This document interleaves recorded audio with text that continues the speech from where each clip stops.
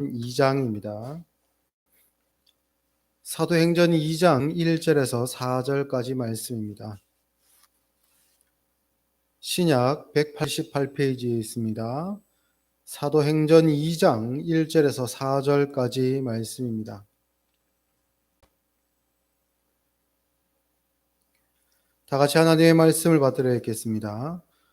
오순절 날이 이미 이름에 그들이 다 같이 한 곳에 모였더니 호련히 하늘로부터 급하고 강한 바람 같은 소리가 있어 그들이 앉은 온 집에 가득하며 마치 불의 혀처럼 갈라지는 것들이 그들에게 보여 각 사람 위에 하나씩 임하여 있더니 그들이 다 성령의 충만함을 받고 성령이 말하게 하심을 따라 다른 언어들로 말하기를 시작하니라.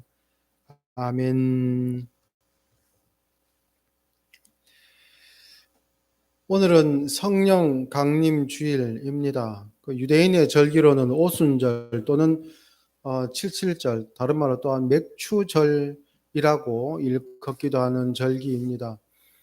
구약으로부터 시작된 이 오순절은 사실은 그 추수와 농업에 해당하는 추수와도 관련된 절기이고요. 유대인의 3대 절기 중에 마지막인 장막절 또한 추수와 관련되어 있습니다.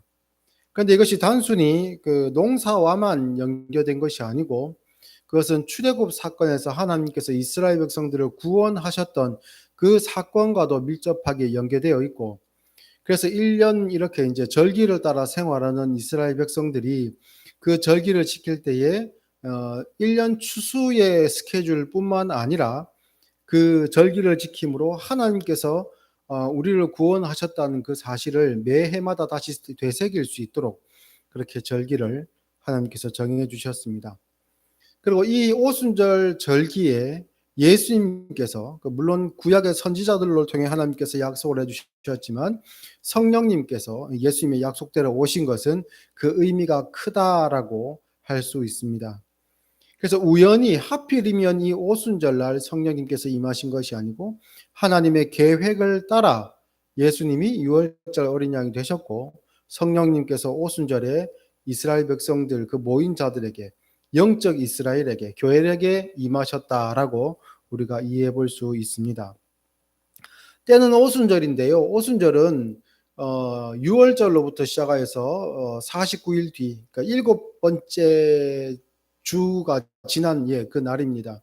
그런데 5절 말씀, 우리가 4절까지 읽었지만요. 5절 말씀을 한번 보시면 그때에 경건한 유대인들이 천하 각국으로부터 와서 예루살렘에 머물러 있더니라고 되어 있습니다. 이것으로 봤을 때에 6월절과 이 오순절이 약 그 7주간의 기한의 이거 텀이 있지만 아마도 짐작해 보건대 경건한 유대인들 중에는 아주 먼 곳에서부터 유대 지방으로 와서 이 오순절부터 이 6월절까지의 죄송합니다. 6월절부터 오순절까지의 기간을 예루살렘에서 거하면서 그 경건한 시간들을 보냈었던 사람이 있었나라는 그런 짐작을 해볼 수도 있습니다. 물론 이 절기를 지키기 위해서 6월절과 별개로 따로 움직였던 사람들도 물론 있었을 것입니다. 어쨌든 경건한 유대인 중에 이 오순절을 지키기 위해서 예루살렘에 머물러 있던 해외에서 들어와 있었던 그 경건한 사람들, 그 사람들이 이 오순절 성령 강림의 역사를 보면서 놀라고 또 기이하게 생각하고 나름대로 이것은 이래서 이럴 것이다 라는 짐작을 한 말들을 내뱉습니다. 그들이 한번 보니까 이 오순절 그 성령 강림의 사건을 통해서 입에서 방언이 터져나온 사람들의 모습, 그 기도를 보니 자기들이 거주하던 지역에서 사용했던 언어들, 그러니까 어디 있었던지, 그들이 동서남북 어디로 흩어졌었던지, 예를 들어서 뭐 애굽에서 살았으면 애굽에서 쓰던 말을 이 무리가 하는 기도 속에서 듣게 되고, 또 뭐 그리스나 뭐 다른 곳에서 마게도니아 지방에서 살았던 사람들이 있으면 그들이 그곳에서 사용하던 현지어들을 보니까 이 무리가 기도하는 중에 그 언어를 이렇게 알아듣게 되는 그런 기이한 현상들이 일어났습니다. 그리고 가만 보니 이 사람들은 늘 이 유대에 머물러 살던 사람이고 이 외국어를 접해보지 못한 사람들인 것 같은데 어떻게 해서 우리가 살던 지방의 말들을 하게 되는가라고 신기해하고 있던 그런 현상들이 일어났습니다. 그리고 이제 우리가 읽은 본문의 내용들을 보면 이런 이 현상들이 그 방언이라는 그 외국어로 기도하는 그러한 외적인 그런 행동들과 합쳐져서 눈에 보이는, 그러니까 마치 불의 혀처럼 갈라지는 것들이 사람들 위에 임한 것들이 눈에 보일 정도로 그런 기적적인 일들이 일어나는 그런 현장이었습니다. 사람들이 웅성웅성하면서 이게 도대체 무슨 일이냐 무슨 일이냐 하면서 사람들이 모여들었지요. 그리고 그 모여든 사람들을 향해 베드로가 일어나서 그들에게 하나님의 말씀을 선포하고, 그래서 지금 일어나는 이 현상들, 당신들이 목격하는 이 성령 강림의 역사가 어떠한 의미를 가지는지를 구약의 그 자신들의 조상들의 일들과 또 그들에게 약속으로 주신 하나님의 언약의 말씀이 이루어진 것이다라고 설명해 주는 장면들이 쭉 이어지죠. 이 뒤에 보면 14절부터 이어지는 베드로의 설교가 그러합니다. 그리고 그 내용이 마치고 그 자리에서 이제 베드로와 사도들을 통해서 세례받고 회개하고 교회로 편입된 사람의 숫자가 3천 명이었다. 대략 3천 명 정도였다라고 그렇게 이제 집계하고 있습니다. 그것을 봤을 때에 그 오순절 성령 강림의 역사가 일어나는 그 현장을 목격했던 사람들이 적어도 3천 명 이상은 되지 않았나. 큰 무리가 모여서 그 현장, 기적적인 현장을 목격한 것이다라고 우리가 짐작해 볼 수 있습니다.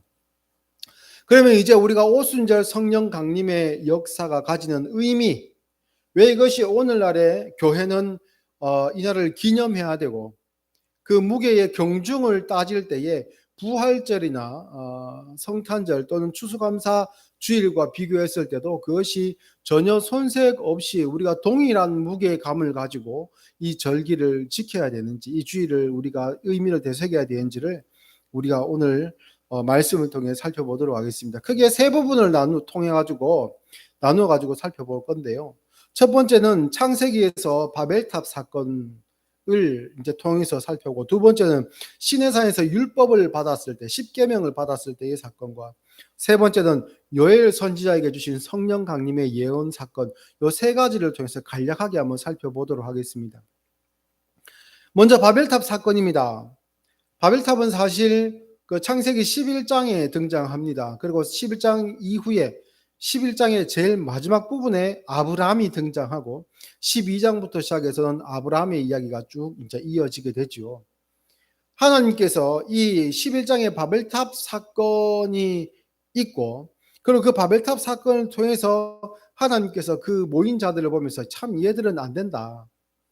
모여서 하는 것들이, 만들어내는 것들이 악한 일뿐이구나라고 하나님께서 한탄하십니다. 그런데 이 장면이 기시감을 느끼게 하는 것이 바로 앞으로 거슬러 올라가지고 창세기 6장 가면 똑같은 말씀을 하나님께서 하시거든요. 노아 홍수 사건을 준비하시면서 이런 말씀을 하십니다. 얘들은 기회가 있고 얘들에게는 뭐 직간접적으로 하나님의 은혜의 메시지들이 전달되어도 안 되는구나. 모여서 하는 것은 늘 죄된 일뿐이구나.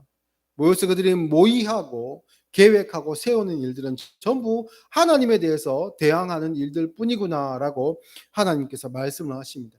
그래서 창세기 6장에서 하나님께서 이 말씀을 하시면서 노아 홍수를 이렇게 준비하셨고, 그리고 그 홍수 이후에 다시 번성한 사람들에게 나타났던 그 일을 통해 이 바벨탑 사건을 통해서 그것을 보시면서 하나님께서 그들의 언어를 혼잡하게 하시면서 그들을 지면에서 흩으셨습니다. 그래서 모인 사람들이 서로 커뮤니케이션을 하면서 말을 서로 이제 그 대화를 나누면서 계획을 같이 모아가면서 자기들의 어떤 가치관들을 공유하기 시작하죠. 하나님 없는 인간의 가치관, 타락한 인간의 가치관, 그 안에서 아무리 좋은 지혜를 짜내고 방법을 짜낸다 할지라도 그것은 결국은 하나님 앞에서의 죄악된 일밖에 나지 않습니다. 여기서 우리가 한번 생각해 보아야 될 부분들이 있는데요. 하나님을 모르는 사람들, 비기독교인들 중에 착한 사람들이 있죠. 당연히 있습니다. 그리고 그 중에 보면 의로운 삶을 산 사람들, 다른 사람을 위해서 자기를 희생하는 삶을 살았던 사람들을 우리는 많이 알고 있습니다. 위인들의 이야기도 알고 있고 이름 없이 나라를 위해서 희생했던 독립운동가들의 이야기들, 그리고 아무도 그들에게 보상해 주지 않았지만 외세의 침략 앞에 의병으로서 농기구와 몽둥이를 들고 일어났던 의병들, 이름 없는 민초들의 이야기들도 우리는 알고 있습니다. 그런 사람들은 개인의 이득을 위해서 그런 행동을 했겠습니까? 아니죠. 나라와 민족과 가족을 위해서, 자기 자신의 또한 가치관을 지키기 위해서 일어났죠. 일어나고 자신을 희생시키면서도 그 일이 헛된 일이라고 생각하지 않았습니다. 그런 훌륭한 사람들이 있습니다. 그런데요, 그런 훌륭한 일들이, 그런 자기 희생적인 일들이 그러면 하나님 앞에 내어놓았을 때에 하나님 앞에 합격이다. 너는 의인이구나. 너는 죄가 없는 의인이므로 나의 마음에 합한 자다. 라는 평가를 받을 수 있겠습니까? 그게 안 됩니다. 물론 우리가 인간의 삶을 살면서 의로운 일, 훌륭한 일을 하는 것 존경받을 만하고 칭찬해야 되는 것이 마땅합니다.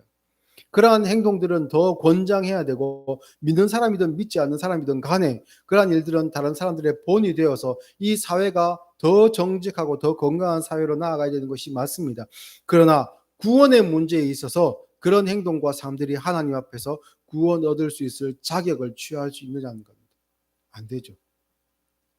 그래서 모인 사람들이 어떠한 명분을 가지고, 어떠한 의로운 명분을 가지고 우리가 모여가지고 조금 더 안전하고 건강한 사회를 만들어가자 라는 어떠한 명분을 지녔다 할지라도 그들이 만들어내는 것은 결국 하나님으로부터 등을 돌리는 일이었습니다. 의로워 보인다 할지라도. 물론 우리가 그 현장을 목격하지는 못했습니다만. 그래서 하나님께서는 이들을 심판하십니다. 그들이 모여 이야기 나눌 수 있는 그 언어들을 복잡하게 하셔서 혼란하게 하셔서 그들을 흩으셨습니다.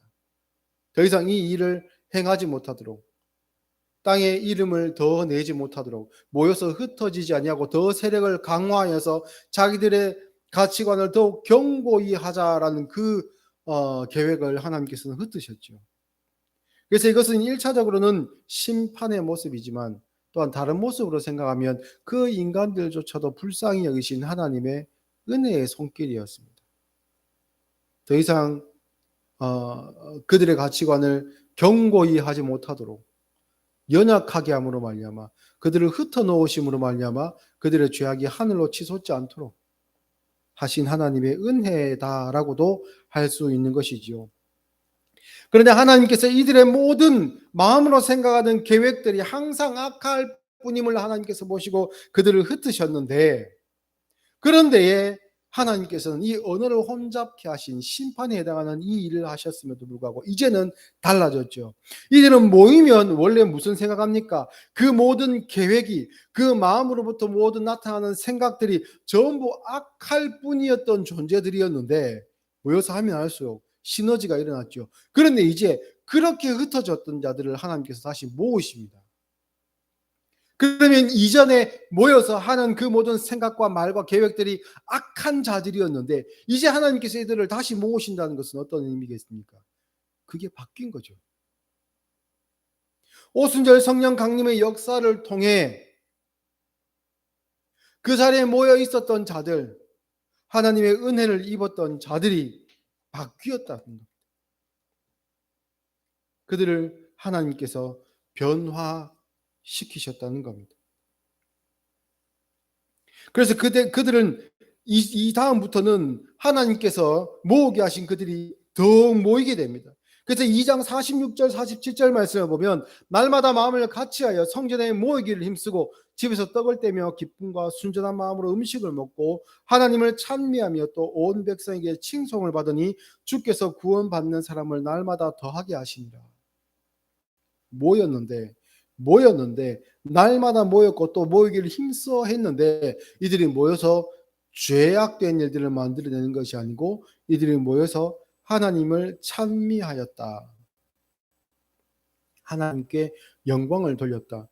그리고 나를 변화시켜 주신 하나님께 감사드렸다. 그러한 모습들이 백성들에게는 칭송받을 모습으로 보였다라고 합니다. 단순히 자기들끼리만 좋다고, 야 우리는 좋은 거 받았고 너희는 모르지, 야 우리는 은혜를 받았는데 너희는 이래도 모르지, 이 미개한 백성들, 이렇게 비교하지 않더라는 거죠. 요 근래 들어가지고 물론 역사 중에서도 그런 일들이 있었지만 교회 가운데 자신이 믿는 자다, 하나님의 자녀이다, 기독교인이다라는 그러한 것을 조건이나 자격으로 삼아서 비기독교인이나 타종교인을 향해서 멸시하는 마음들, 손가락질하는 그러한 행동들, 비난하고 혐오하는 그러한 일들이 당연한 것처럼 여겨지는 정서들이 우리 안에 이렇게 스물스물 자리 잡았습니다. 모여서 믿는 사람들이 하나님을 찬미하고 하나님께서 그 베푸신 은혜로 말미암아 하나님께 감사드리는 그 모든 행위들, 모인 자들, 그들의 모습은 그렇지 않는 사람들이 볼 때에도 칭송할 만한 모습이었습니다. 절대로 밖에 있는 사람들을 멸시하거나 혐오하는 그러한 모습이 아니었죠. 만약 그랬다면 밖에 있는 사람들이 어떻게 했겠습니까? 그래, 당신들만 잘났냐? 그래, 당신 선생도 그렇게 자신의 이렇게 뜻을 따라하고 행동하고 하다가 봐라 결국 어떻게 됐냐? 너희도 그 길을 따라하고 싶으냐? 이렇게 조롱했겠죠. 또 그들은 모함했겠죠. 근데 그들의 모습이 그렇지 않았다는 겁니다. 오순절 성령 강림의 역사의 현장에 있었던 사람들, 그리고 그 이후에 성령 충만의 은혜로 인해 하나님의 뜻을 헤아리고 그들을 흩어지게 하신 그 죄된 자들이 아니라 그 죄의 문제를 해결해 주심으로 모으게 하신 하나님의 은혜 가운데 거하게 한 자들의 모습이 그러했다는 겁니다. 또한 두 번째로 시내산 언약을 통해서 생각해 볼 수 있는 것이 있는데요. 이스라엘 백성들이 모세의 인도를 받아서 출애굽하고 홍해 건너 시내산 앞에 이르게 되었지요. 그리고 모세는 하나님 앞에 계명을 받기 위해서 그 시내산 위로 오르게 됩니다. 그리고 하나님 앞에 계명을 받았던 때가 바로 오순절이었습니다. 십계명을 받았을 때에 그 오순절에 하나님의 말씀이 그 백성 가운데 임했을 때에 어떤 일이 있었습니까? 이스라엘 백성들이 금으로 송아지를 만들었죠. 그리고 이것이 너희를 애굽에서 인도해낸 하나님이다라고 선포하고 그 앞에 막 종교 행위를 하고 그렇게 했습니다. 하나님의 말씀이 이스라엘 가운데 임하는 그 순간에 이스라엘의 죄가, 그 근본적인 죄가 고발되었습니다. 그리고 그 대가는 아주 참혹했습니다. 그래서 출애굽기 32장 말씀 28절에 보면 레위 자손이 모세의 말대로 행하며 이날에 백성 중에 3,000명 가량이 죽임을 당하니라. 하나님 앞에 우상 숭배의 죄를 범했던 자들이 하나님께서 주신 그 말씀의 잣대의 기준으로 딱 떼어보고 이 사람들은 멸망받아 마땅하고 율법에 의해 심판받아야 되는 사람들이라고 바로 이렇게 평가가 난 겁니다. 끝났습니다. 그러니 이제 심판이 임한 것이죠. 그 심판의 상징으로 3,000명이 그 자리에서 죽습니다. 물론 이 심판의 칼은 모세의 중보로 인해 하나님께서 멈추시지만 이것이 상징하는 의미가 있다는 겁니다. 반면에 사도행전 2장 41절에는 모세의 설교를 통해서 그 말을 받은 사람들은 세례를 받음에 이날의 신도의 수가 3,000이나 더하더라라고 되어 있죠. 첫 번째 오순절 하나님의 말씀이 임할 때에 그 말씀은 심판의 잣대가 되었습니다. 그러나 참 오순절인 마지막 오순절을 참 오순절의 시작이라고 할 수 있는 첫 번째 오순절 성령 강림 역사를 통해서 죽은 사람이 3,000이 아니라 구원 얻은 사람이 3,000이나 되는 그러한 역사적인 사건이 일어났지요. 십계명을 주신 하나님께서 오순절을 통해서는 그 계명과 함께 성령님을 보내어 주셨습니다. 세 번째로 요엘서에서 하나님께서 약속하신 말씀입니다. 한번 찾아보겠습니다. 구약성경 요엘 2장 12절 말씀부터 구약 1271페이지에 있습니다.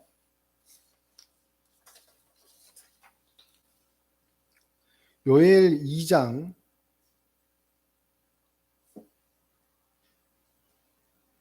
12절 말씀부터. 이것은 우리가 조금 전에 읽은 사도행전 1장 4절에 있는 그 내용의 예언이라 할 수 있죠. 1장 4절에는 내게서 들은 바 아버지께서 약속하신 것을 기다리라라는 그 말씀이 있었는데요. 그 내용이 쭉 설명이 됩니다. 물론 다른 선지자들의 입을 통해서도 하나님은 예언을 하셨지만 분명히 이렇게 기록되어 있죠. 요엘 2장 12절 제가 읽겠습니다. 여호와의 말씀에 너희는 이제라도 금식하고 울며 애통하고 마음을 다하여 내게로 돌아오라 하셨나니 너희는 옷을 찢지 말고 마음을 찢고 너희 하나님 여호와께로 돌아올지어다. 그는 은혜로우시며 자비로우시며 노하기를 더디하시며 은혜가 크시사 뜻을 돌이켜 재앙을 내리지 아니하시나니 주께서 혹시 마음과 뜻을 돌이키시고 그 뒤에 복을 내리사 너희 하나님 여호와께 소제와 전제를 드리게 하지 아니하실는지 누가 알겠느냐. 사실 이 요엘의 내용은요, 그 이제 뭐 신학자들에 따라서 조금 분분한데 그 기록된 시기가 명확하지 않습니다. 연대표가 나와 있지 않습니다. 그리고 요엘이라는 이름은 구약 성경에 여러 번 등장했기 때문에 어떤 사람인지 구체적으로 명명하기는 힘듭니다만 이 요엘 안에 있는 그 내용들을 쭉 살펴보고 유추해 보면 바벨론 포로 귀환과 귀환 이후에 예루살렘 성 재건, 성전을 재건했던 이야기들에 대한 이야기가 쭉 나오기 때문에 포로기 이후라고 할 수 있습니다. 그렇게 짐작해 볼 수 있죠. 그러면 이런 생각을 해볼 수 있습니다. 금방 읽은 12절부터 14절까지 말씀 보면 얘들아 돌아와서 회개하면 하나님께서 다시 너희의 제사를 받아주실 것이다. 이것이 이제 일반적인 그 논리적 순서이죠. 잘못했다고 뉘우치고 하나님 앞에 돌아오면 그러면 하나님께서 너희들을 받아주시는지 알겠느냐. 우리 회개하자. 이렇게 되는 것이 순서가 맞습니다. 그래서 그 이야기로 시작을 하고 있습니다. 회개에 대한 촉구를 하는데 그런데 그 시점이 언제냐는 겁니다. 포로 귀환입니다.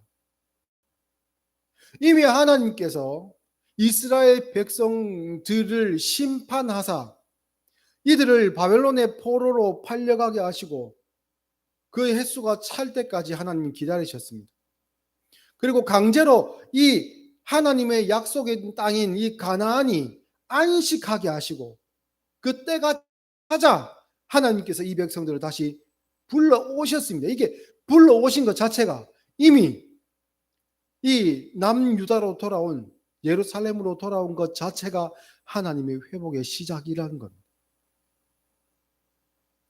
요엘 선지자의 입으로는 회개하면 하나님께서 너희들을 돌이켜서 받아주실 것이다. 용서해 주실 것이다. 라고 이야기하고 있지만 하나님의 용서는 이 요엘의 선지자의 말 전에 이미 시작되었다는 겁니다. 하나님 편에서는 그렇다는 겁니다. 그리고 이어서 15절 말씀에 보면 너희는 시온에서 나팔을 불며 거룩한 금식일을 정하고 성회를 소집하라. 백성을 모아 그 모임을 거룩하게 하고 장로들을 모으며 어린이와 젖 먹는 자를 모으며 신랑을 그 방에서 나오게 하며 신부도 그 신방에서 나오게 하고 여호와를 섬기는 제사장들은 낭실과 제단 사이에서 울며 이르기를 여호와여 주의 백성을 불쌍히 여기소서 주의 기업을 욕되게 하여 그 나라들로 그들을 관할하지 못하게 하옵소서. 어찌하여 이방인으로 그들의 하나님이 어디 있느냐 말하게 하겠나이까 할지어다. 이제 나와라 하나님 앞에 다 회개하자라고 촉구하고 있습니다. 그런데요, 이스라엘의 회개가 완성되지 아니한 그때에 놀랍게도 하나님의 사랑은 이미 이스라엘 백성들을 향해 했습니다. 이어지는 18절 말씀에 보면 그때에 여호와께서 자기의 땅을 극진히 사랑하시어 그의 백성을 불쌍히 여기실 것이라. 여호와께서 그들에게 응답하여 이르시기를 내가 너희에게 곡식과 새 포도주와 기름을 주리니 너희가 이로 말미암아 흡족하리라. 내가 다시는 너희가 나라들 가운데서 욕을 당하지 않게 할 것이며 내가 북쪽 군대를 너희에게서 멀리 떠나가게 하여 메마르고 적막한 땅으로 쫓아내리니 그 앞에 부대는 동해로 그 뒤에 부대는 서해로 들어갈 것이라. 상한 냄새가 일어나고 악취가 오르리니 이는 큰 일을 행하였음이니라 하시리라. 회개하면 구원하시리라. 순서가 그렇게 되어야 되는데 하나님께서 회개도 안 한 이스라엘 백성에게 구원을 약속을 해 주신 것. 이게 기독교 신앙에 있어서 놀라운 점이고요. 그래서 하나님을 사랑이라고 우리가 표현하고 기독교를 은혜의 종교다라고 이야기를 하는 겁니다. 오순절 성령 강림의 역사에 그 사건의 현장에 있었던 사람들, 어떤 사람들입니까? 사도들을 중심으로 있었던 연약한 사람들이 먼저 있지요. 그들은 다 자격 없는 사람들이었습니다. 예수님의 부활 소식을 듣고도 이제 우리는 쓸모를 다했다. 예수님의 제자로서 그 나라와 그 왕국 가운데서 우리가 감당할 역할이 없겠구나. 왜요? 우리는 실패한 자들이기 때문에. 예수님께서 약속대로 부활하셨다 할지라도 예수님의 나라에 나의 자리는 없겠구나라고 생각했던 사람들이 모인 자리가 마가 요한의 다락방입니다.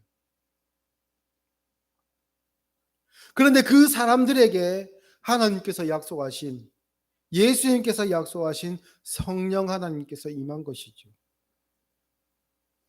그들이 나중에 어떠한 삶을 살 것을 보고 하나님께서 미리 짐작하거나 예측을 하여 그들에게 은혜를 베푸신 게 아닙니다. 먼저 하나님의 계획이 있습니다.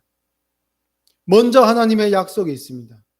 하나님께서 그 약속을 이루어 가시는 과정 중에 백성들은 살아가고 있고 우리는 그 약속에서 벗어날 수 없는 그 운명 가운데 살아가고 있는 하나님의 백성들인 것이지요.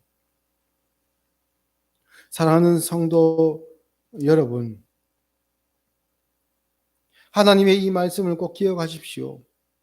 너희는 내 백성이고 나는 너희의 하나님 여호와이기에, 그리고 나는 너희를 사랑하기에 이 모든 일들을 계획하고 이루었노라.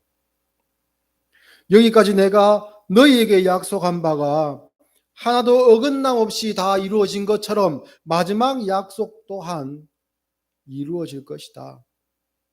그러하니 그 약속, 주님 다시 오셔서 우리를 새롭게 하실 것이고 우리를 부활의 은혜 가운데로 인도하실 것을 이미 이루어진 것처럼 믿고 살아가는 그러한 자들이 되어라.